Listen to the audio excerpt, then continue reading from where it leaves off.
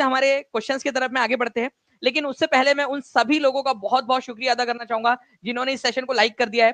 Please एक बार session को जिन लोगों ने लाइक कर दिया वो हाथ भी ऊपर कर दीजिए, वो लॉयल बच्चे जिनके वजह से ये सेशन को एनर्जी मिल रही है, जिनके वजह से ये सेशन और ज्यादा जो है वो आगे बढ़ रहा है। रोज हमें एनर्जी मिलती है कि हम कुछ ना कुछ जो है आप लोगों के लिए नया करते रहे। तो आपका बहुत बहुत शुक्रिया। हाथ ऊपर कर देंगे वो सभी बच्चे, और जहां भी शेयर कर सकते हो शेयर कर देंगे। जिन्होंने शेयर कर दिया वो लिख भी देंगे एक बार जल्दी से कमेंट के अंदर में कि जी सर शेयर कर दिया है। ठीक है, अलग अलग जगहों पे जहां भी शेयर कर सकते हो जल्दी जल्दी से शेयर भी कर देंगे सेशन को।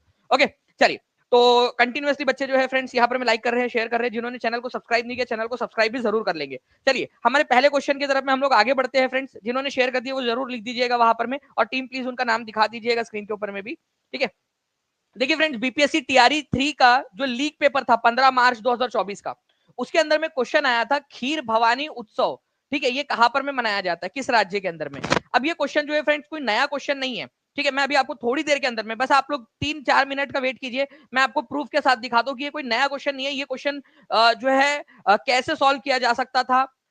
तो भारत में मेला जो है एक खीर भवानी उत्सव, ये किस राज्य में मनाया जाता है, तो ये मनाया जाता है जम्मू कश्मीर के अंदर में। ये याद रखना है आप लोगों ने, जम्मू कश्मीर के अंदर में श्रीनगर जो शहर है, श्रीनगर, वहां से अगर आप लोग थोड़ा सा करीब 25 किलोमीटर की दूरी के ऊपर में, ठीक है, तुला मुला करके एक गांव है, तुला, ठीक है, मुला, ठीक है, तुला मुला गांव है, वहां पर में आप लोगों को जो है फ्रेंड्स खीर भवानी जो है टेम्पल आप लोगों को मिलेगा, खीर भवानी टेम्पल।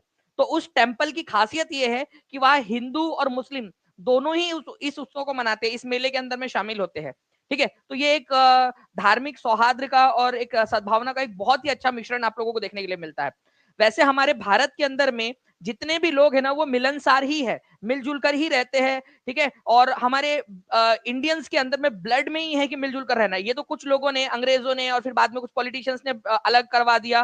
ठीक है, अदरवाइज भारतीय लोग एक दूसरे के साथ में मिलकर ही रहते हैं। ठीक है, चलिए, तो खीर भवानी जो है फ्रेंड ये श्रीनगर के अंदर में आपको मिलेगा, खीर भवानी टेम्पल के पास में खीर भवानी उत्सव। ठीक है, तुलामुला गांव के अंदर में। तो ये याद रख लीजिएगा, हो सकता है एग्जाम के अंदर में पूछ ले। अब मैं अभी आपको 2-3 मिनट बाद बताता हूँ ये क्वेश्चन कहां से उठाया गया था, किस तरीके से पूछा गया था। ठीक है, चलिए नाउ फ्रेंड्स नेक्स्ट क्वेश्चन की तरफ में आगे बढ़ते हैं, उसके बाद में मैं वो सोर्स दिखाऊंगा आपको। चलिए 1000 प्लस लाइक्स हो चुके हैं 2 मिनट के अंदर में, बहुत बहुत शुक्रिया आप सभी लोगों का। देखिए फ्रेंड्स, अगर मैं बात करूं यहाँ पर मैं ओजोन परत के संरक्षण के लिए, ध्यान से समझना मेरी बात को, 2 पॉइंट्स बताऊंगा मैं आप लोगों को यहाँ पर मैं 2 पॉइंट्स। एक ऐसा कन्वेंशन जो ओजोन परत की जो प्रोटेक्शन है उसके लिए किया गया था। अब देखो कन्वेंशन का मतलब क्या होता है, कन्वेंशन मतलब मिलना, एक उनकी जो है बैठक। तो ओजोन परत आप लोगों को हमारी जो पृथ्वी है, ठीक है, उसके सेकंड नंबर की लेयर के अंदर में, मतलब कि आप लोगों का, ठीक है, स्ट्रेटोस्फीयर ओजोन की परत है, पतली सी ओजोन की परत है। ये क्या करती है, जो अल्ट्रावायलेट रेज है उनको हमारे पृथ्वी तक पहुंचने से रोकती है, जिससे कि हम लोग यहाँ पर में सुरक्षित रह पाते हैं। ठीक है, तो ये जो ओजोन की परत है अगर ये खत्म हो गई तो हमारे पृथ्वी के ऊपर में जीवन जो है वो रहना बड़ा मुश्किल हो जाएगा। तो ओजोन परत के संरक्षण को, उसको बचाने के लिए हमने जो कन्वेंशन किया था वो था वियना कन्वेंशन। ये मैंने पूरा का पूरा पेड क्लास के अंदर में पढ़ाया है आप लोगों को। ठीक है, जितने भी बच्चे जिन्होंने कन्वेंशन पढ़े हैं, मेजर कन्वेंशन, और इसके अलावा मैंने एक नॉलेज कैप्सूल भी लिया है, जितने भी बच्चों ने उसमें पढ़ा हुआ है उनको पता होगा। नॉलेज कैप्सूल के अंदर में भी और एक अलग से मैंने कन्वेंशन वाला वो भी कराया था ओल्ड बैच में। न्यू बैच में मैं पूरा लाइव वापस से पढ़ाने वाला हूँ, तो आप लोग जितने भी लोग जुड़ना चाहते हो वो लोग सभी लोग जुड़ सकते हैं। तो वियना कन्वेंशन ये कब हुआ था, ये हुआ था 1985 में। चलिए एक क्वेश्चन और बन गया आप लोगों का, एक नंबर यहां भी मिल जाएगा आप लोगों को। और बताओ आप लोगों को मैं, ठीक है, चलिए देखिए फ्रेंड्स, ये हुआ था वियना कन्वेंशन। ठीक है, वियना वियना कन्वेंशन जो हुआ था वो आप लोगों का हुआ था 1985 के अंदर में, कि हमें ओजोन की परत को बचाना है, प्रोटेक्शन करना है। लेकिन कैसे प्रोटेक्ट करे भाई, कैसे प्रोटेक्ट करे, जाके क्या वहां पर में जो है वो हाथ लगा के खड़े हो जाएगी भाई ओजोन की परत जो है वो खराब ना हो?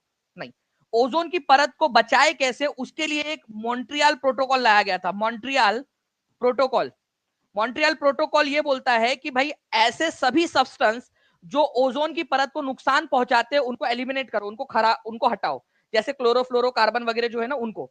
तो मॉन्ट्रियल प्रोटोकॉल 16, ठीक है, आप लोगों का सितंबर, ठीक है, 16 सितंबर 1987 को जो है फ्रेंड साइन हुआ था। Okay, Montreal protocol Vienna convention के बाद में ये बोलता है कि ऐसे सब्सटेंस जो ओजोन की परत को खराब करते हैं उनका एलिमिनेशन करना है। वियना कन्वेंशन बोलता है ओजोन की परत को बचाना है, उसको प्रोटेक्ट करना है। तो वियना कन्वेंशन पहले हुआ था, ये याद रखेंगे आप लोग, उसके बाद में उसके आधार पर मॉन्ट्रियल प्रोटोकॉल हुआ। अब 16 सितंबर को हुआ था ये, साइन। इसी वजह से 16 सितंबर को हम लोग क्या बनाते हैं, ठीक है, ओजोन डे मनाते हैं, ठीक है, वर्ल्ड ओजोन डे। ये याद रखेंगे आप लोग, ओजोन डे कब मनाया जाता है, तो 16 सितंबर को मनाया जाता है। तो ओजोन परत के संरक्षण के लिए वियना कन्वेंशन हुआ था। ओजोन परत को खराब करने वाले जो सब्सटेंस है उनको हटाने के लिए जो प्रोटोकॉल लागू किया गया था वो था मॉन्ट्रियल प्रोटोकॉल। ये दोनों में फर्क है, ठीक है, तो ये याद रखिएगा आप सभी के सभी। नाउ फ्रेंड्स, नेक्स्ट क्वेश्चन की तरफ में आगे बढ़ते हैं। देखिए, मैं आप लोगों को बता रहा था कि कहां से ये क्वेश्चन आया था आपका, भारत में निम्नलिखित में से किस राज्य में मेला खीर भवानी उत्सव, DSSB के अंदर में जो है फ्रेंड्स ये क्वेश्चन आया था 3 सितंबर 2019 को।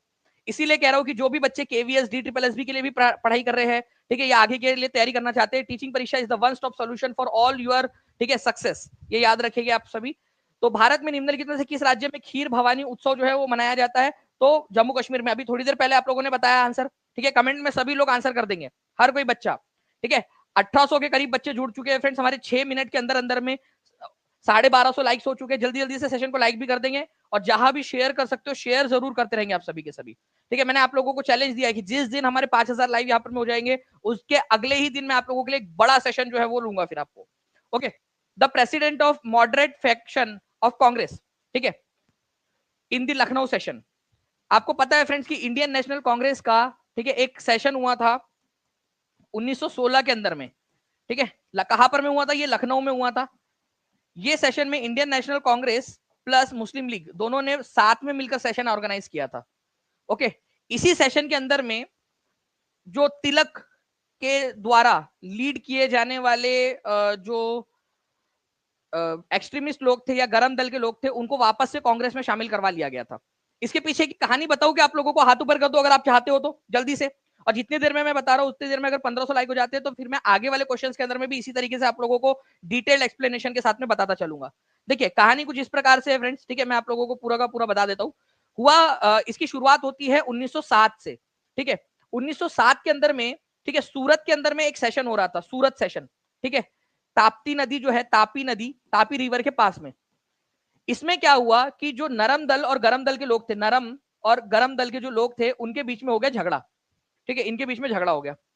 नरम दल के जो लोग थे वो इस बात में मानते थे कि हमें अंग्रेजों से प्यार से बात करनी है, लेटर्स लिखने हैं, अपनी मांग को जो है वो सोफिस्टिकेटेड तरीके से रखना है। जबकि गरम दल के जो लोग थे उनका मानना था कि भाई लातों के भूत बातों से नहीं मानते, ठीक है, हड़ताल करनी पड़ेगी और बाकी सारी चीजें भी करनी पड़ेगी। तो नरम दल के जो लोग थे, ठीक है, वो इससे सहमत नहीं थे। नरम दल के तरीकों के काम करने के तरीकों से गरम दल के लोग सहमत नहीं थे। इस वजह से इन्होंने क्या किया, इन्होंने कांग्रेस से इस्तीफा दे दिया, कांग्रेस छोड़ दी। तो इस तरह से कांग्रेस में स्प्लिट हो गया। इसको सूरत स्प्लिट बोला जाता है, सूरत स्प्लिट, ठीक है, सूरत का बंटवारा, कांग्रेस का बंटवारा हो गया था सूरत का। नरम दल और गरम दल के बीच में बात नहीं बन रही थी, इस वजह से इनका बंटवारा हो गया, ठीक है। तो कट्टी हो गई इन दोनों के बीच में। इसके अलावा एक और चीज थी कि नरम दल वाले चाहते थे कि उनके पसंद का जो है वो अध्यक्ष बने, गरम दल वाले चाहते थे उनके पसंद का अध्यक्ष बने। नरम दल की तरफ से अध्यक्ष के रूप में खड़ा किया रास बिहारी घोष को, गरम दल की तरफ से किया गया लाला लाजपत राय को। लाला लाजपत राय हार गए और रास बिहारी घोष जीत गए, ठीक है, ये भी चीज हुई थी। अब ये 1907 से, ठीक है, ये जो है कट्टी इनकी चल रही थी। बाद में 1916 के सेशन के अंदर में, ठीक है, वापस से ये गरम दल वाले जो लोग हैं ये कांग्रेस में, इंडियन नेशनल कांग्रेस के अंदर में वापस से शामिल हो गए। उस समय में ये वाली पूरी की पूरी घटना थी, ये पूरी आपकी। तो 1916 का जो सेशन था उसके अध्यक्ष थे, ठीक है, अंबिका चरण मजूमदार। ये याद रखना है आप लोगों ने, अंबिका चरण मजूमदार। ये एक इंपॉर्टेंट क्वेश्चन है आप लोगों का। तो जितने भी बच्चे देख रहे हैं सेशन को लाइक करते रहेंगे अगर आप चाहते हो कि इसी तरीके से आप लोगों को जो है फ्रेंड्स और भी बहुत सारे जो है डिटेल्ड के साथ में मैं आप लोगों को बताता रहूं। तो इसमें आपने कितनी सारी चीजें सीखी। लखनऊ से 1916 का सेशन हुआ था लखनऊ के अंदर में। मुस्लिम लीग और इंडियन नेशनल कांग्रेस का ज्वाइंट सेशन कहां पर में हुआ था, तो 1916 में हुआ था लखनऊ के अंदर में। कांग्रेस के अध्यक्ष कौन थे, अंबिका चरण मजूमदार थे, ये याद रखना है आप लोगों ने। और मुस्लिम लीग की तरफ से अध्यक्षता की थी मोहम्मद अली जिन्ना ने, ठीक है, मुस्लिम लीग की तरफ से मोहम्मद अली जिन्ना ने। इसी के अंदर में गरम दल के लोगों को कांग्रेस में वापस शामिल करवाया गया था, जो कि 1907 के अंदर में अलग हुए थे सूरत स्प्लिट में, ठीक है। तो 1907 का सेशन कहां पर में हुआ था, तो सूरत के अंदर में हुआ था। ये याद रखना है आप लोगों ने, इंपॉर्टेंट है, एग्जाम के अंदर में आप लोगों से पूछा जा सकता है। चलिए, बहुत बढ़िया फ्रेंड्स, आप लोगों ने यहाँ पर मैं रिस्पांस दिया है, इसी वजह से मैं आप लोगों को आने वाले सेशंस, आने वाले क्वेश्चंस के अंदर में भी एक्स्ट्रा इन्फॉर्मेशन देता रहूंगा। 1500 का टारगेट आप लोगों ने कर लिया है पार, ठीक है, 1508 लाइक्स हो चुके हैं। जल्दी जल्दी से सेशन को और ज्यादा जहां भी शेयर कर सकते हो शेयर करते रहेंगे आप लोग। नाउ नेक्स्ट क्वेश्चन की तरफ में आगे बढ़ते हैं हम लोग फ्रेंड्स। सरोजनी नायडू ने इसी समय में, ठीक है, हमारी भोली भाली सरोजनी नायडू जो है, इन्होंने क्या किया, इसी समय में मोहम्मद अली जिन्ना को हिंदू मुस्लिम यूनिटी का राजदूत कह दिया था। क्या बोला था? ये राजदूत है हिंदू मुस्लिम एकता के, ठीक है, एम्बेसडर है, हिंदू मुस्लिम एकता के हिमायती है, क्योंकि मोहम्मद अली जिन्ना के प्रयासों की वजह से ही वो इंडियन नेशनल कांग्रेस और मुस्लिम लीग का ज्वाइंट सेशन हो पाया था। तो भोली भाली हमारी भारतीय नारी, कितनी नारियां है यहाँ पर में भारतीय नारियां, ठीक है, भोली होती है कि नहीं होती है? कितने लोग मानते हैं लड़कियां भोली होती है? फैज, क्या वो लगता है आपको? तो यहाँ पर में जो है फ्रेंड्स, भारतीय नारियां जो है वो हमारी भोली वाली होती है। अगर मानते तो हाथ ऊपर कर देंगे सभी लोग, जितने भी लोग देख रहे हैं। तो जिन्ना जो है उनको उन्होंने क्या कर दिया, उनको बोल दिया कि भाई ये हिंदू मुस्लिम एकता के राजदूत है। नाउ फ्रेंड नेक्स्ट, अटल सुरंग दुनिया की सबसे लंबी राजमार्ग सुरंग मनाली को किससे जोड़ती है? ये पिछले लेक्चर में मैंने कराया है, जल्दी से इसका आंसर कर देंगे आप सभी लोग, ठीक है। अटल टनल जो है वो लॉन्गेस्ट हाईवे टनल है, आपको बताना है कि किससे जोड़ती है ये। फास्ट आंसर कर देंगे आप सभी के सभी, ठीक है। ऐसा क्यों हो रहा है कि सिर्फ लड़कियां हाथ ऊपर कर रही है, लड़के लोग हाथ ऊपर नहीं कर रहे, ठीक है, सिर्फ लड़की लोग हाथ ऊपर कर रही है, भूली भाली होती है करके, लड़के लोग हाथ ही नहीं ऊपर कर रहे। दो चार कर रहे होंगे, वो भी बाजू में बैठे होंगे कोई, तो उनके दबाव में। चलिए, तो अटल सुरंग दुनिया की सबसे लंबी राजमार्ग जो है आप लोगों को याद रखना है फ्रेंड्स, ठीक है, मनाली से लाहौल स्पीति को जोड़ती है, ये याद रखना है, पिछले लेक्चर में मैंने करवाया था इसको आप लोगों को, ठीक है, इंपॉर्टेंट पॉइंट है, एग्जाम के अंदर में पूछे जाने की संभावना है। अटल सुरंग जो है फ्रेंड्स, इसकी लंबाई आपको बताया मैंने 9.02 मीटर है, किलोमीटर है, ये याद रखना है आप लोगों ने, 9.02 किलोमीटर। बीआरओ, ठीक है, बॉर्डर रोड ऑर्गेनाइजेशन जो है उन्होंने इसकी स्थापना की है। ये पूरा एनसीईआरटी डू यू नो आप लोगों को आपके कोर्स के अंदर में मिला हुआ है, तो जो भी बच्चे हैं, ठीक है, वो इसका जरूर अच्छे से इस्तेमाल करिए। आप लोग जितने भी लोग पेड कोर्स के अंदर में पढ़ रहे हैं, आप लोगों के लिए हर एक चीज और इसके ऊपर में बेस्ड क्वेश्चन तक आपको प्रोवाइड करवाए गए हैं। अब इस क्वेश्चन का आंसर करेंगे आप सभी, देखते कितने लोग इसका आंसर कर पाते हैं। अगर आप लोगों ने इस क्वेश्चन का आंसर लगाते समय, ठीक है, आप सभी लोगों ने, ठीक है, 1800 लाइक्स तक कंप्लीट कर दिया हम लोगों ने, सभी लोगों ने मिलकर, तो पक्का मैं इसके एक्स्ट्रा इन्फॉर्मेशन भी आप लोगों को इसके ऊपर में देता रहूंगा। देखिए फ्रेंड्स, वर्ल्ड इन्वायरमेंट डे, ठीक है, ये आप लोगों से पूछा, आप लोगों से बोला है कि सही मिलान नहीं है, जो गलत वाली जोड़ी है वो बताना है आप लोगों ने, ठीक है। तो वर्ल्ड एनवायरमेंट डे, विश्व पर्यावरण दिवस जो है ये 5 जून को आता है, ठीक है। ये क्वेश्चन तो अभी टीआरई 3 के री एग्जाम में भी पूछ लिया, इतना इजी क्वेश्चन, 5 जून सबको पता होना चाहिए कि कब आता है, तो 5 जून को आता है। अर्थ डे जो है फ्रेंड्स, ये बहुत ही इंपॉर्टेंट है, प्लीज इसको याद रखिएगा आप लोग। पृथ्वी दिवस कब मनाते हैं, ठीक है, तो पृथ्वी दिवस मनाते हैं 22 अप्रैल को। अगर आप लोगों से वाटर डे पूछ लिया जाए, आया था ना एक बार क्वेश्चन आप लोगों का वाटर डे वाला, याद है आप लोगों को? पानी दिवस, वाटर डे कब मनाया जाता है? तो जल्दी से बता देंगे सभी के सभी, वाटर डे कब मनाते हैं? तो पानी दिवस, जल दिवस जो है ये मनाया जाता है 22 मार्च को, ठीक है, 22 मार्च को। उसके एग्जैक्ट एक महीने के बाद में, ठीक है, आप लोगों का अर्थ डे मनाया जाता है, ठीक है, अर्थ डे मनाया जाता है 22 अप्रैल को, ठीक है। तो ये दोनों चीजें याद रखनी है आप लोगों ने। चलिए, नेक्स्ट जो है फ्रेंड्स आप लोगों का, मैंने बोला 10 दिन के बाद में, तो किसी ने 32 मार्च क्यों लिखा? 32 मार्च, 32 मार्च कब आता है भाई? 10 दिन बाद बोला, मतलब इसके 10 दिन बाद नहीं, ठीक है, इसके एक महीने के बाद में। चलिए, तो ये एक इंपॉर्टेंट पॉइंट है आपका। एंटी टोबैको डे या नो टोबैको डे, ये कब आता है आप लोगों का, ये बताएंगे आप लोग। ओजोन डे आप लोगों को पता है फ्रेंड कि 16 सितंबर को मनाया जाता है, अभी आप लोगों को बताया था ना। ओजोन डे 16 सितंबर को क्यों मनाया जाता है, जल्दी से कमेंट करके बताएंगे आप सभी के सभी, ठीक है, जल्दी बताइए। यहाँ पर मैं संगम की धरती से प्रणाम, चलिए बहुत बढ़िया, आप लकी हो, अभी इतने सारे लोग वहां पर मैं संगम की धरती पर जा रहे हैं और आप वहीं पे मौजूद हो। चलिए, तो आप लोगों को याद रखना है फ्रेंड्स, एंटी टोबैको डे ये आप लोगों का मनाया जाता है, ठीक है, 31 मई को, ठीक है, 31 मई को मनाया जाता है, 31 मई को। ओके, तो आंसर जो है यहाँ पर मैं जो गलत वाला आपसे पूछा था वो हो जाएगा ऑप्शन नंबर सी, ठीक है। तो 31 मई को तंबाकू निरोध विरोध दिवस मनाया जाता है, एंटी टोबैको डे, ठीक है, ये याद रखना है आप लोगों ने। तंबाकू नहीं खाना चाहिए, टोबैको से जो है बहुत सारी बीमारियां होती है, कैंसर और बहुत सारे जो है हेल्थ इश्यूज आते हैं, तो no tobacco consumption should be there, ठीक है। तो आप लोगों में से कोई है तो नहीं यहाँ पर में जो टोबैको कंज्यूम करता है, गर्ल्स बॉयज कोई ऐसा, ठीक है, चाहे सिगरेट के फॉर्म में, चाहे डायरेक्टली या इनडायरेक्टली, किसी भी तरीके से टोबैको आप लोगों ने नहीं लेना है। वैसे जो है फ्रेंड्स, हमारे भारत एक क्वेश्चन और बनता है, टोबैको जो है वैसे कंज्यूम तो नहीं करना चाहिए, लेकिन टोबैको को लेकर एक रिसर्च सेंटर भी है भारत के अंदर में, ठीक है, नेशनल, ठीक है, ठीक है, टोबैको रिसर्च सेंटर कहां पर, मैं कोई बता सकता है मुझे? ये क्वेश्चन आया था एक बार एक एग्जाम के अंदर में, राष्ट्रीय तंबाकू अनुसंधान केंद्र कहाँ पर में है? ठीक है, देखो तंबाकू टोबैको वगैरह कहा किसके शौक होते हैं? ठीक है, वो राजा वगैरह वाले लोग जो हुक्का पीते थे वगैरह। ठीक है, तो टोबैको रिसर्च सेंटर जो है आप लोग याद रख लीजिएगा। ठीक है, ये राजमुंद्री के अंदर में है, राजमुंद्री में, राजमुंद्री, राजमुंद्री, ठीक है, आंध्र प्रदेश के अंदर में टोबैको रिसर्च इंस्टीट्यूट। ओके, तो ये भी एक आप लोगों से पूछा जा सकता है, आंध्र प्रदेश के राजमुंद्री के अंदर में है नेशनल टोबैको रिसर्च सेंटर, तो एग्जाम के अंदर में पूछे जाने की संभावना है। बाकी ये एंटी टोबैको डे कब मनाया जाता है? ये क्वेश्चन DSSB के अंदर में भी आया था। ठीक है, ये वाला क्वेश्चन डायरेक्ट आया था, एंटी टोबैको डे कब मनाया जाता है? 31 मई को आता है, ये याद रखिएगा आप सभी के सभी।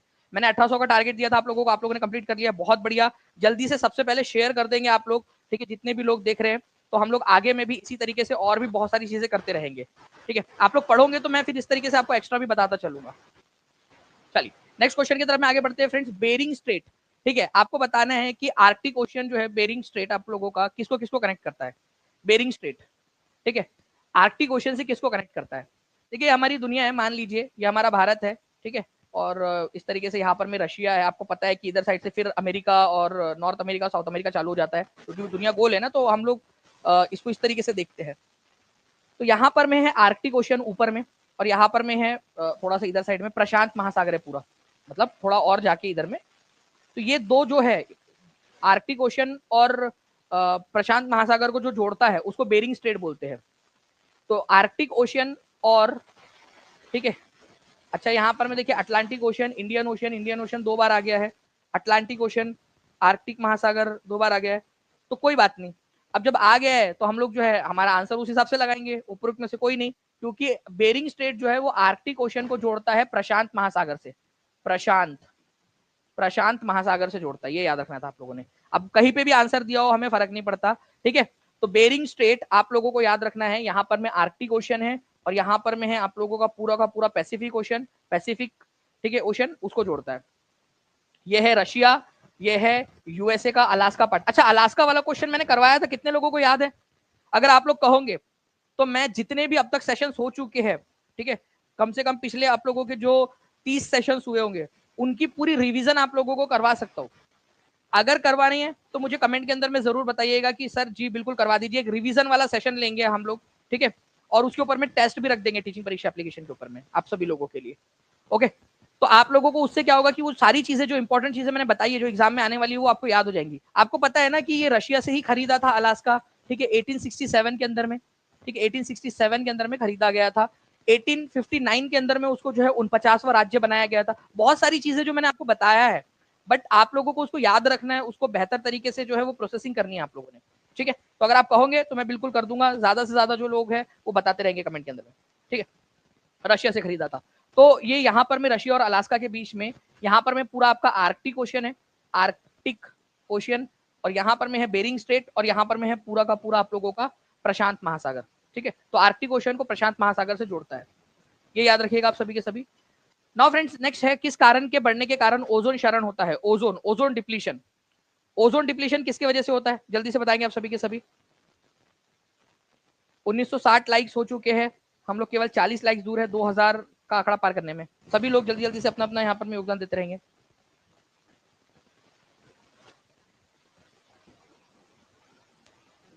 जी, तो किस कारण के बढ़ने के कारण ओजोन क्षरण होता है? तो ओजोन का जो क्षरण है या ओजोन का घटना जो है फ्रेंड्स, क्लोरोफ्लोरोकार्बन के कारण होता है, ठीक है, क्लोरोफ्लोरोकार्बन। क्या आप लोगों का एसीज और वो जो बाकी की सारी चीजें होते हैं, कूलेंट्स होते हैं, उनमें से निकलता है ये, ठीक है। तो हमें क्लोरोफ्लोरोकार्बन और इन सारी चीजों को एलिमिनेट करना है।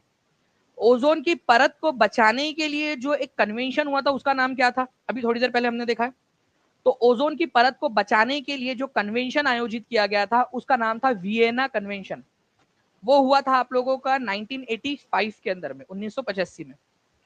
उसके बाद में ओजोन की परत को बचाने के लिए जो ऐसे मटेरियल है जो ओजोन की परत को नुकसान पहुंचा रहे हैं उनको खत्म करना, मतलब ऐसे ओजोन डिप्लीटिंग सब्सटेंस को खत्म करने के लिए जो एक प्रोटोकॉल लाया गया था उसका नाम था मॉन्ट्रियल प्रोटोकॉल। वो साइन हुआ था आपका 16 सितंबर 1987 में, ठीक है, 16 सितंबर 1987 के दिन, ठीक है। तो ये भी याद रखेंगे आप सभी सभी दोनों पॉइंट, और ये मैंने आपको पेड क्लास के अंदर में करवाया हुआ है, और मैं उम्मीद करता हूँ कि आप लोग रिवीजन कर रहे होंगे। और जो इमेज वाला सेक्शन है मैं चाहता हूँ कि एक बड़ा हम लोग टेस्ट ले, जैसे अभी हम लोगों ने नॉलेज कैप्सूल का टेस्ट लिया था। कितने लोगों ने अटेम्प्ट किया था नॉलेज कैप्सूल का टेस्ट? ठीक है, जो भी टॉप 10 स्टूडेंट्स आए थे उनमें हमने पहले तो गिफ्ट उनको बोला नहीं था कुछ मिलेगा, लेकिन हमने सरप्राइज आप लोगों को फिर दिया कि जो टॉप 10 स्टूडेंट्स हैं उनको जो है 3 लाख प्लस, पहले 2.5 लाख थे, अभी हम लोगों ने और 50,000 क्वेश्चन उसमें ऐड कर दिए। ठीक है, तो 3 लाख से भी ज्यादा क्वेश्चन उसमें हो चुके हैं। ठीक है, आप लोगों के डिफरेंट एग्जाम्स के, तो वो उसकी पूरी टेस्ट सीरीज जो है आप लोगों को वो प्रोवाइड कर दी जा रही है वो 10 स्टूडेंट्स को। चलिए, अब आगे में एक और टेस्ट होंगे आपकी इमेज बेस्ड वाली, 10,000 से ज्यादा क्वेश्चन है उसमें, इमेज बेस्ड क्वेश्चन में पूरा का पूरा पढ़ लो। मुझे यकीन है कि अगर आपने ये पढ़ लिया, आप लोगों का आधे से ज्यादा जो है वो प्रिपरेशन हो जाएंगे, आप कंपटीशन में बहुत आगे निकल चुके होंगे। ये एक तरीका है धीरे धीरे धीरे धीरे आपको कराने का। ठीक है, जो छोटी छोटी चीजें, जो छोटा छोटा मेहनत आपसे करवा ले जा रही है टीचिंग परीक्षा के अंदर में, ओके, तो ये तरीका है। तो आप लोग जो है जितने भी लोग जुड़े हुए हैं वो जरूर करिएगा, और जो लोग नहीं जुड़े वो आज ही जुड़ जाए ताकि आप लोग ज्यादा लेट ना हो जाओ।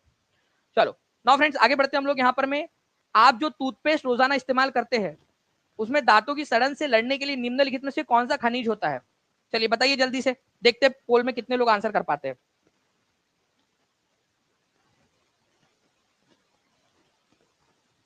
इमेज सेशन कहा है सर? मोना सिंह जी, आपका आपके पेड कोर्स के अंदर में दिया हुआ है, टीआरई 4.0 के पेड कोर्स के अंदर में इन्फोग्राफिक्स के नाम से, इन्फोग्राफिक्स, जिसके अंदर में बहुत सारे इन्फोग्राफिक्स दिए और उसके नीचे में टेस्ट भी दी गई है। चलिए देखते हैं कितने लोग इसका आंसर कर पाते हैं। डिफरेंट आंसर्स आ रहे हैं अभी भी, ओके।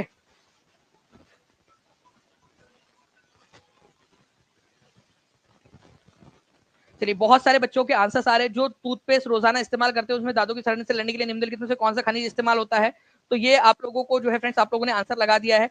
कंटिन्यूअसली आंसर आ रहे हैं। डी आंसर केवल और केवल 35% लोगों ने आंसर लगाया। 35% जो लोग हैं उन्होंने आंसर लगाया है। ठीक है, और उसके अलावा अगर हम लोग बात करेंगे फ्रेंड्स, आप लोगों का सी आंसर लगाया है 48% लोगों ने, 48% लोगों ने। ठीक है, तो आप देख लीजिए यहाँ पर में कॉम्पिटिशन आपका, और इसको जो है एनसीईआरटी से उठाया गया था इसको, और टीचिंग परीक्षा के पेड कोर्स में आपको सारी एनसीईआरटी हिंदी और इंग्लिश दोनों में अवेलेबल करवा दी गई है। ठीक है, तो देखिए, दंत मंजन आपके दांत साफ करते हैं। कुछ अपघर्षक खनिज जैसे सिलिका, चूना पत्थर और एल्यूमिनियम ऑक्साइड, ठीक है, इसका इस्तेमाल किया जाता है। फ्लोराइड का इस्तेमाल किया जाता है, दांतों को गलने से रोकता है। ठीक है, फ्लोराइड नामक खनिज से ये प्राप्त होता है, फ्लोराइड आप लोगों का, और दंत मंजन के अंदर में इसका इस्तेमाल होता है। ठीक है, आपका दंत मंजन टिटेनियम ऑक्साइड जो है ये दांतों को सफेद बनाता है ये आपका। ओके, ये भी याद रखना था आप लोगों ने। तो जो चमक को प्रदान करते हैं, जो चमक प्रदान करते हैं आप लोगों को, स्पार्कल देते हैं, ठीक है, वो आप लोगों का क्या है, वो माइका से होता है, अभ्रक से होता है। ठीक है, अभ्रक या माइका से। तो आप लोगों से क्या पूछा था? सड़न से बचाने के लिए, ठीक है, आपका कैविटीज और गलने से, सड़न से बचाने के लिए जो इस्तेमाल होता है वो फ्लोराइड है आप लोगों का। ठीक है, फ्लोराइड। तो क्वेश्चन ये आप लोगों का आया हुआ है, तो प्लीज इसको याद रखिएगा आप सभी के सभी लोग। तो सड़ने से बचाने के लिए, ठीक है, आप लोगों का इस्तेमाल जो होता है वो होता है फ्लोराइड का। ठीक है, ये कैविटीज से आपको बचाता है, दांतों के गलने से आपको बचाता है। ठीक है, टाइटेनियम ऑक्साइड जो है ये आप लोगों का आप लोगों को क्या करता है, आपके दांतों को साफ रखता है। ठीक है, सफेद रखता है। और वही अगर आपको चमक कौन प्रदान करता है आपके दांतों को, ठीक है, दांतों को चमक कौन प्रदान करता है आप लोगों की? तो माइका, अभ्रक, माइका प्रदान करता है। ये लिखो सभी लोग, जो 3 पॉइंट्स मैंने बताया आपको। फ्लोराइड कैविटी से बचाता है, ठीक है, माइका स्पार्कल देता है, और टाइटेनियम ऑक्साइड जो है आप लोगों को आपके दांतों को सफेद बनाए रखता है। चमक कौन देता है? माइका। ठीक है, अभ्रक, जिसको हिंदी में अभ्रक बोलते हैं।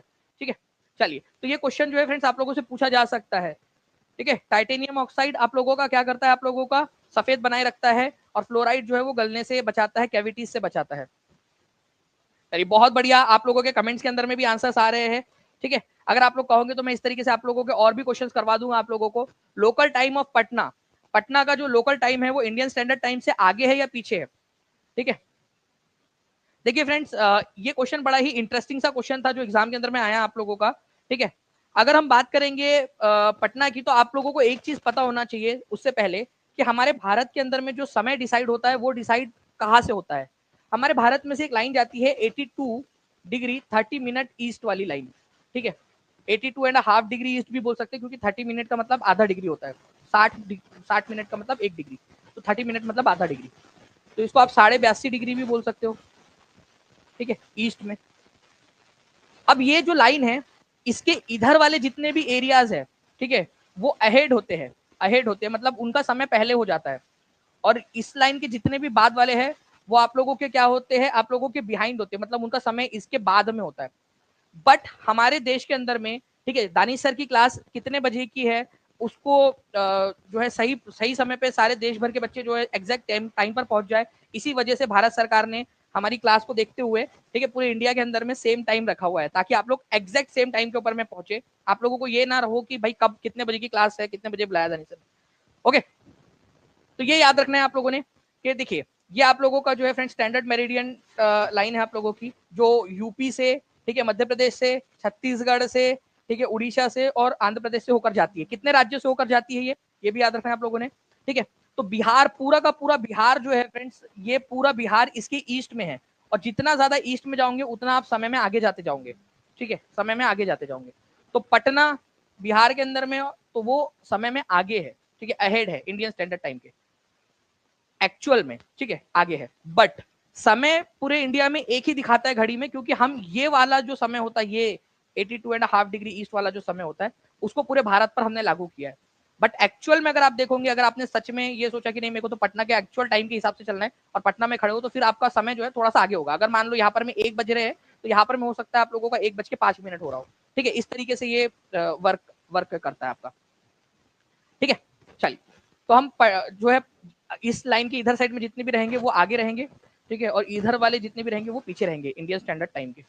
ये पूरा का पूरा मैप जो है फ्रेंड्स टीआरई 4.0 की बैच में, टीचिंग परीक्षा की बैच के अंदर में एचडी मैप्स में आपको प्रोवाइड करवा दिया गया है। आप देख भी सकते हो यहाँ पर, मैं आप पूरा जूम करके अच्छे से पूरा इसको पढ़ सकते हो। आप लोगों का कहाँ कहाँ से जारी है, कितनी है, ये भी क्वेश्चन आया था, आपको पता है ना, ठीक है। भारत का पूरब से पश्चिम विस्तार कितना है, उत्तर से दक्षिण विस्तार कितना है, ये पूरा का पूरा आपका कहाँ पर में काटती है ये लाइन एक दूसरे को। अगर यहाँ से हमने इसको ऐसे ड्रॉ किया तो भारत का विस्तार कहाँ से है, 87 डिग्री 7 मिनट ईस्ट से लेकर 97 डिग्री 25 मिनट ईस्ट तक, उत्तर और दक्षिण सब कुछ हम लोगों ने यहाँ पर में लिया हुआ है आप लोगों का, ठीक है।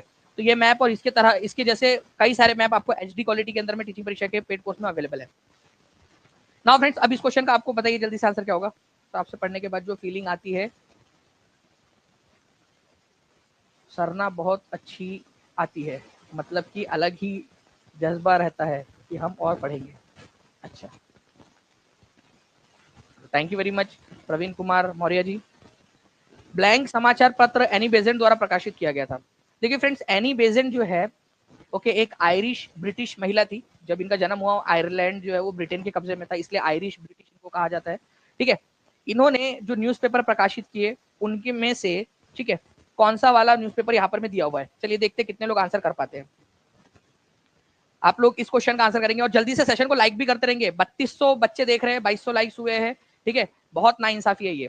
सभी बच्चे जल्दी जल्दी से सेशन को लाइक कर देंगे और जहां भी शेयर कर सकते हो शेयर जरूर कर देंगे, सभी के सभी लोग, ठीक है। टेलीग्राम, फेसबुक, व्हाट्सएप, इंस्टाग्राम, जहां भी शेयर कर सकते हो शेयर कर देंगे।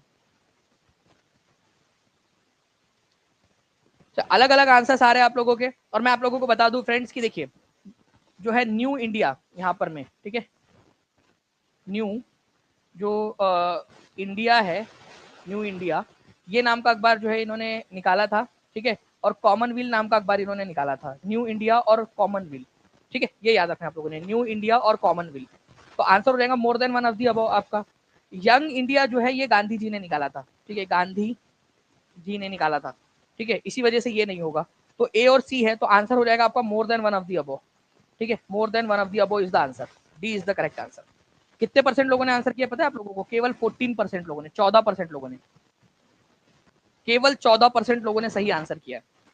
ये आप लोगों को जब हम लोगों ने नेशनल मूवमेंट पढ़ा हुआ था, ठीक है, टीआरई 4.0 की ओल्ड बैच में, न्यू बैच में हम लोग पूरा का पूरा डिटेल में और उसका भी एडवांस वाला वर्जन पढ़ने वाले हैं, ठीक है। तो आप उसमें भी देखोगे, मैं पढ़ाऊंगा, पहले भी मैंने पढ़ाया था, न्यू इंडिया और कॉमनवेल्थ इन्होंने बनाया, ठीक है। भारत के अंदर में थियोसॉफिकल सोसाइटी के माध्यम से भारत के अंदर में आई थी एनी बेजेंट, थियोसॉफिकल सोसाइटी के माध्यम से।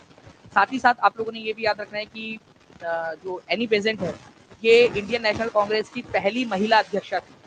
कौन से साल में बनी थी अध्यक्षा, आप लोग बताइए जल्दी से, जल्दी बताइए आप लोग, कौन से साल में बनी थी?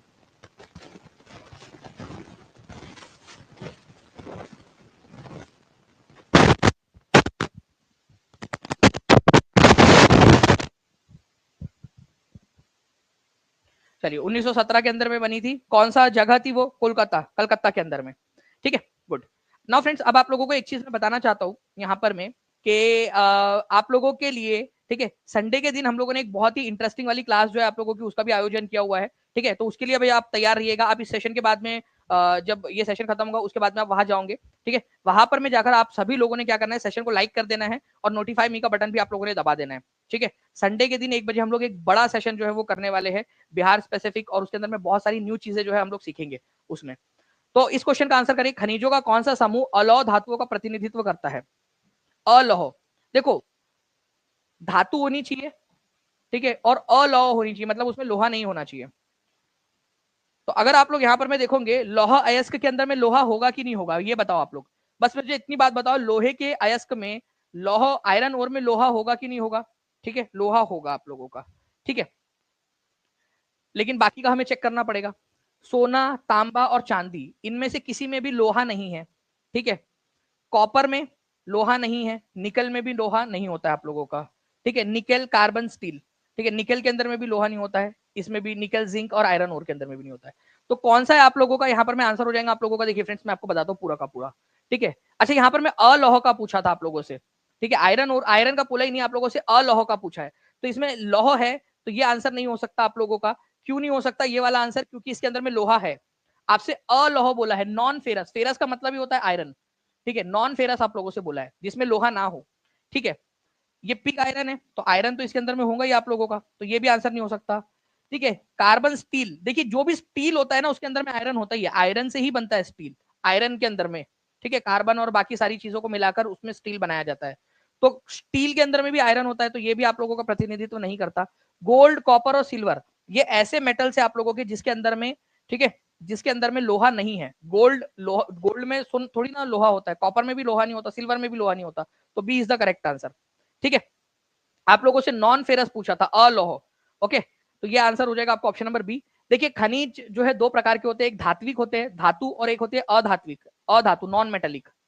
जो मेटल्स होते हैं वो भी दो प्रकार के होते हैं, ये आपके क्लास 8 की ज्योग्राफी में दिया हुआ है, और टीचिंग परीक्षा के एप्लीकेशन पर हमने उपलब्ध करा दिया आपको, हिंदी इंग्लिश दोनों में, ठीक है। प्लस आपको डू यू नो वाली सीरीज के अंदर में भी इस तरीके के इन्फोग्राफिक्स आपको दिए हैं, तो प्लीज उसको बहुत अच्छे से इस्तेमाल करिए आप लोग। फेरस और नॉन फेरस, ठीक है, मतलब जिसमें लोहा होगा और वो मेटल भी होगा तो उसको लौह धात्विक खनिज बोला जाएगा, फेरस मेटेलिक मिनरल बोला जाएगा। और अगर ऐसा कोई मेटल है जिसमें लोहा ना हो, जैसे सोना है उसमें कोई लोहा थोड़ी है, कॉपर है उसमें लोहा नहीं है, ठीक है, तो ये नॉन फेरस मेटेलिक मिनरल है, जो ऐसे मेटल जिसमें लोहा ना हो, ठीक है। तो आयरन और बॉक्साइट, मैग्नीज, ये सारे के सारे आप लोगों के और के एग्जाम्पल है, ठीक है। अब मैं मिनरल की बात करूं तो ऐसे मिनरल जिसके अंदर में लोहा होता है वो है आयरन और, उसमें तो लोहा होएगा ही ना, ठीक है। मैंगनीज में लोहा होता है, क्रोमाइट के अंदर में भी लोहा होता है, ठीक है। स्टील जो होता है ना आप लोगों का, इसमें भी लोहा होता है, ये याद रखना है आप लोगों ने, स्टील के अंदर में। उसके बाद में अगर मैं बात करूं आप लोगों से फ्रेंड्स, वैसे स्टील जो है वो आपका एलॉय है, ठीक है, मिश्र धातु है। नॉन फेरस मिनरल्स की बात करेंगे तो ऐसा जिसके अंदर में लोहा ना हो, ठीक है, आयरन ना हो, मिनरल है लेकिन उसमें लोहा नहीं होता, डज नॉट कंटेन आयरन, जैसे गोल्ड, सिल्वर, कॉपर, लीड, ठीक है, और बाकी के जितने भी आपके एलिमेंट्स है वो सारे के सारे। तो ये याद रखेंगे आप सभी के सभी फ्रेंड्स की फेरस और नॉन फेरस के अंदर में क्या फर्क है आप लोगों का। बाकी ऐसे भी होते हैं जो अधात्विक होते हैं, मतलब कोई धातु है ही नहीं वो, जैसे चूना पत्थर, ना तो वो धातु है ना अधातु है, ठीक है, चूना पत्थर, तो वो अधात्विक मिनरल के अंदर में आएगा आपका। अभ्रक, माइका, जिप्सम, ये सारे के सारे आप लोगों के ऐसे एग्जाम्पल है जो अधात्विक की कैटेगरी के अंदर में आते हैं, नॉन मेटेलिक के कैटेगरी के अंदर में आते, क्योंकि वो मेटल है ही नहीं।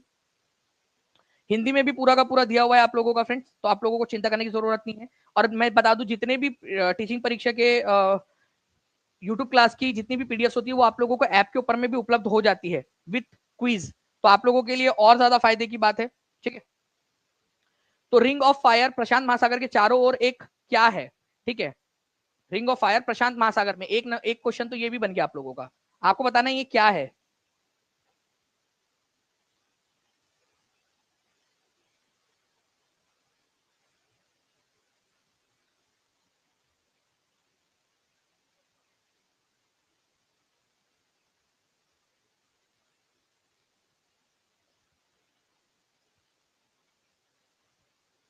चलिए, तो देखिए फ्रेंड्स, रिंग ऑफ फायर की बात करेंगे तो प्रशांत महासागर के चारों ओर जो है ये क्या है, वोल्केनो का एक ढांचा है पूरा। आप लोग देखोगे यहाँ पर बहुत सारे वोल्केनोज है, ठीक है, ऐसा ये रिंग के आकार का दिखाई देता है, इसी वजह से इसको, ठीक है, रिंग ऑफ फायर बोला जाता है, कभी भी फट सकते हैं ना वो, इसी वजह से। तो रिंग ऑफ फायर वोल्केनोस का पूरा एक वलय है, तो वोल्केनोस का वलय है, ठीक है, बहुत बड़ा एरिया है ये, लेकिन जो है अगर आप देखोगे तो बहुत सारे वोल्केनोस यहाँ पर में आप लोगों को पाए जाते हैं यहाँ पर में, इसी वजह से इसको जो है वो रिंग ऑफ फायर बोला जाता है। तो रिंग ऑफ फायर कहाँ है? प्रशांत महासागर के अंदर में, ठीक है, ज्वालामुखी जो है पूरी संरचना है वहां पर में आपको मिलेंगी।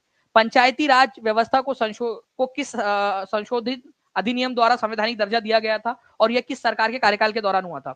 देखिए, पंचायती राज व्यवस्था की अगर बात करेंगे हम लोग तो बहुत ही सिंपल सी बात है। पंचायती राज व्यवस्था जो है आप लोगों का, ठीक है, 73rd कॉन्स्टिट्यूशनल अमेंडमेंट एक्ट से आई थी 1992 में। उस समय में पीवी नरसिम्हा राव जो है प्रधानमंत्री थे, ठीक है। तो 73rd constitutional amendment act Narasimha Rao की सरकार थी उस समय में, पीवी नरसिम्हा राव की सरकार। तो दोनों ही चीज यहाँ पर मैं आपकी कवर हो गई कि भाई कौन थे, ठीक है, उस समय में प्रधानमंत्री, और साथ ही साथ कौन से नंबर का संविधान संशोधन था, ये भी आप लोगों का कवर हो गया। तो दोनों पॉइंट्स आप लोगों के कवर हो गए, इस तरीके से आप लोगों ने इसको याद रखना था, ठीक है। चलिए, 2584 लाइक्स हो चुके हैं फ्रेंड्स, 3300 से ज्यादा बच्चे देख रहे हैं, जल्दी जल्दी से सेशन को लाइक करते रहेंगे और कमेंट के अंदर में मुझे बता दीजिए कि आपका, ठीक है, जो पंचायती राज है, ठीक है, 73rd कॉन्स्टिट्यूशनल अमेंडमेंट एक्ट 1992 के जरिए जो है वो लागू हुआ था। पीवी नरसिम्हा राव उस समय में प्रधानमंत्री थे। उस समय में भारत के राष्ट्रपति कौन थे, ये भी बता देंगे आप सभी के सभी, ठीक है। ओके, भाग क्या है सर इसका, तो चलिए ये भी मैं बता देता हूँ, किसी ने पूछा यहाँ पर में, ठीक है। तो देखिए, अगर मैं बात करूँ यहाँ पर में पंचायती राज का, तो भाग नंबर जो है इसका आता है आपका 9, भाग या पार्ट नंबर जो होता है आपका वो है इसका 9, ठीक है, 9। और 9 को जो है रोमन के अंदर में इस तरीके से लिखते हैं, ये भी याद रखना है आप लोगों ने। अब ये तो हो गई भाग की, पार्ट नंबर की बात आप लोगों की। वही अगर अनुसूची की बात कर लिया जाए आप लोगों से, अनुसूची, ठीक है, तो अनुसूची भी बता देता हूँ क्योंकि ये भी क्वेश्चन पूछ सकता है आप लोगों का, जिसको शेड्यूल बोलते हो आप लोग, ठीक है, शेड्यूल। तो ये शेड्यूल नंबर जो है आप लोगों का आता है 11वां, 11th नंबर का। तो भाग नंबर 9 है और शेड्यूल नंबर 11 है उसका। ये पूरा डिटेल में मैंने पॉलिटी की क्लास के अंदर में करवाया आप लोगों को, ठीक है। तो आप लोग अच्छे से दीजिए इसको। शंकर दयाल शर्मा जो है वो बिल्कुल राष्ट्रपति थे उस समय में, किसी ने लिखा भी है, बहुत बढ़िया, शंकर दयाल शर्मा, ठीक है, उन्होंने ही हस्ताक्षर किए थे इसको बिल को पास करवाने के ऊपर में। संविधान संशोधन, जो भी बिल होता है, संविधान संशोधन हो या कोई भी हो, उस पर राष्ट्रपति हस्ताक्षर जब तक करेगा नहीं तब तक उसको जो है कानून नहीं माना जाता ना, उसको बिल ही माना जाता है केवल। तो शंकर दयाल शर्मा थे जिन्होंने उस पर साइन किया था, ठीक है। चलिए, तो पीवी ये है नरसिम्हा राव, ठीक है। अभी हाल ही में इनको जो है फ्रेंड्स भारत रत्न से भी सम्मानित किया गया, आपको पता है ना, पीवी नरसिम्हा राव को। कितने लोगों को पता था इनको भारत रत्न से सम्मानित किया गया है? याद रखना है आप लोगों ने, अभी थोड़े दिन से पहले इनको भारत रत्न से भी सम्मानित किया गया है। नाउ फ्रेंड्स, अब देखिए यहाँ पर मैं रॉलेट सत्याग्रह के संदर्भ में निम्नलिखित में से कौन सा वाला कथन सही है? अगर मैं बात करूं रॉलेट सत्याग्रह की, तो रॉलेट सत्याग्रह जो है फ्रेंड्स, ये रॉलेट एक्ट के खिलाफ किया गया था 1919 के अंदर में, ठीक है। ये एक्ट जो था आपका, ये एक्ट जो है लाया गया था रॉलेट, ठीक है, रॉलेट एक्ट 1919। इसके जरिए ये किया गया कि अगर कोई भी व्यक्ति सरकार के खिलाफ बोलता है या कुछ भी करता है, तो उसको बिना किसी जो है सबूत के, बिना जज के सामने पेश किए 2 साल तक पुलिस अपने पास में रख सकती थी। 2 साल तक बिना किसी वकील दलील के जो है इनको अपने पास में रख सकती थी। ये बहुत ही काला कानून था, ठीक है, एक शैतानी करतूत वाला कानून था, क्योंकि किसी को भी उठा के लेके जा सकती थी, ठीक है। पुलिस के पावर बढ़ा दिए गए थे, ठीक है। आपकी जो फ्रीडम ऑफ स्पीच है उसको खत्म कर दिया गया था, ठीक है। तो ब्रिटिश गवर्नमेंट को किसी को भी, कोई भी अगर मान लीजिए कि सरकार के खिलाफ बोल रहा है, तो उसको टेररिस्ट बोलकर, ठीक है, उसको अरेस्ट कर लिया जाता था। तो ये व्हाइट कानून तो था नहीं, ठीक है। ओके, फ्रीडम भी नहीं दिया था इन्होंने प्रेस को। इन्होंने क्या किया था, पुलिस को अधिकार दे दिए थे कि भाई आप जो है किसी को भी अरेस्ट कर सकते हैं टेररिस्ट बोलकर, अगर किसी ने भी सरकार के खिलाफ कुछ भी बोला तो, ठीक है। नाउ फ्रेंड्स, एक क्वेश्चन आप लोगों का, ये भी बढ़िया क्वेश्चन है, और कितने लोग एक्साइटेड है संडे की क्लास के लिए वो मुझे बता देंगे। संडे की क्लास में हम लोग जो है फ्रेंड्स परसों के दिन बिहार स्पेसिफिक एक सेशन लेने वाले हैं, जिसके अंदर में हम लोग बिहार की मिट्टी, ठीक है, बिहार का भूगोल, ठीक है, बिहार का नेशनल मूवमेंट के अंदर में क्या योगदान रहा है, जिसमें से क्वेश्चंस पूछे जाते हैं अक्सर आप लोगों से, ठीक है, उसको देखेंगे हम लोग। साथ ही साथ हम देखेंगे कि अलग अलग जो जगह है बिहार की, वहां से कौन कौन सी फसलें उगती है, राइस में सबसे आगे कौन सा है, व्हीट में कौन सा है, केले में कौन सा है, ठीक है, आपका लीची में कौन सा है, मखाने में कौन सा है। ये सारी की सारी चीजें आप लोगों से पूछी जाती है एग्जाम के अंदर में, तो उन सारी चीजों को भी हम लोग डिस्कस करेंगे। अर्थव्यवस्था को डिस्कस करेंगे बिहार के अंदर में जो न्यू स्कीम्स आई उनको भी डिस्कस करेंगे। तो सभी के सभी बच्चे, ठीक है, इस सेशन के बाद में जाकर जो है वहां पर में आंसर उसको सेशन को लाइक कर देंगे और नोटिफाई मी का बटन भी दबा देंगे। केप ऑफ गुड होप को 1488 में किसने खोजा था? अब ये केप ऑफ गुड होप क्या है समझो। देखिए फ्रेंड्स, यहाँ पर मैं अफ्रीका के अंदर में, यहाँ पर मैं नीचे में, ये है cape of good hope. Actual में ये जगह ऐसी जगह है कि इसके आगे जाकर कोई ना कोई नई भूमि आपको मिलेगी, इसी वजह से इसका नाम रखा गया था आशा का अंतरद्वीप। ठीक है, तो आशा है, यहाँ से एक होप है कि यहाँ से आगे जितना भी जाएंगे एक कुछ ना कुछ नया मिलेगा। तो सबसे पहले यहाँ तक पहुंचने वाला व्यक्ति कौन था?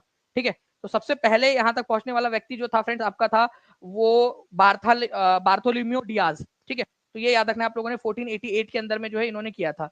तो बार्थोलोम्यू डियाज जो है इन्होंने 1488 के अंदर में जो है केप ऑफ गुड होप की खोज की थी। ये क्वेश्चन बहुत इंपॉर्टेंट है, इसको बहुत ज्यादा important, super duper important mark करिए आप इस क्वेश्चन को।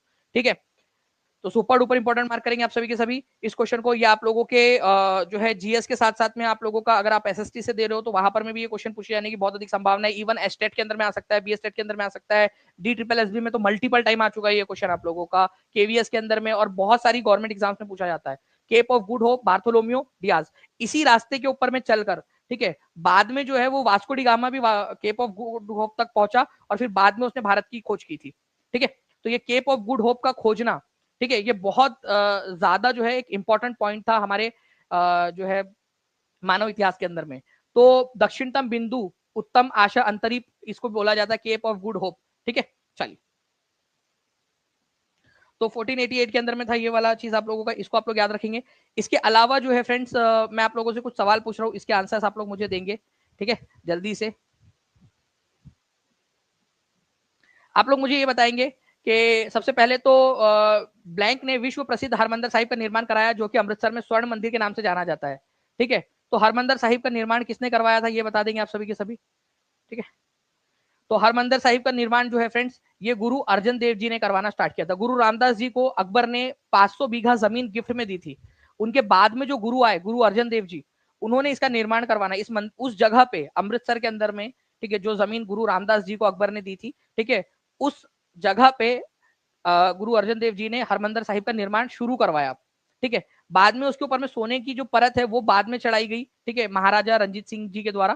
ठीक है, इसी वजह से हम इसको स्वर्ण मंदिर या गोल्डन टेम्पल बोलते हैं, अदरवाइज उसका एक्चुअल नाम हरमंदिर साहिब है। तो हरमंदिर साहिब का निर्माण कार्य शुरू करवाया था गुरु अर्जन देव जी ने। लेकिन वो जो जगह है पूरी 500 बीघा जमीन, वो किसको मिली थी? गुरु रामदास जी को मिली थी, ठीक है, अकबर के द्वारा।